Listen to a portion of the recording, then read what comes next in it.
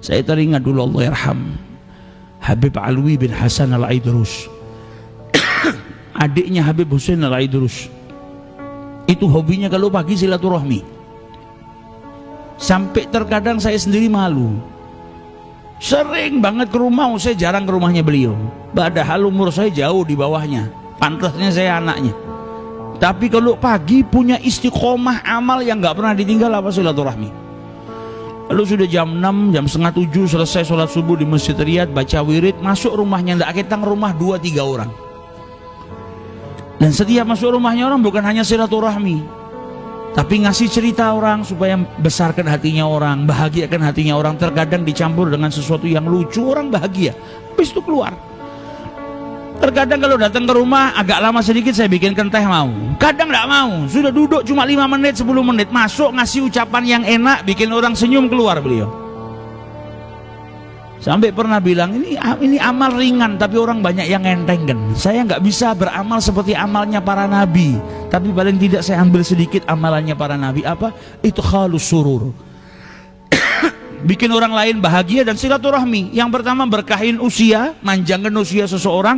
Yang kedua, saya berharap kalau saya bikin bahagia orang lain di waktu pagi ini, maka sepanjang hari saya dibahagiakan sama Allah Subhanahu wa Ta'ala. Sudah masuk ke rumahnya orang, silaturahmi, nyeritakan sesuatu yang enak didengar. Karena pagi itu orang butuh suasana yang segar. Kalau pagi sudah dapat cerita yang sumpek, sepanjang harinya sumpek, maka beliau masuk. Kadang duduk nyeritakan masa mudanya. Kadang ada sesuatu yang lucu sedikit. Kalau saya tawarin, mau minum dingin apa panas? Ini sumuk, bikinkan yang dingin-dingin aja. Saya bikinkan sirup, dilihat gelasnya. Wah, saya pesan sirup gak pakai semut loh. Ini kok ada semutnya. Bikin kita senyum. Kadang cuma sepele kalimat, tapi bikin kita bahagia. Dan kata beliau, ini berarti ketika engkau membahagiakan orang lain, kau akan dibahagiakan sama orang lain.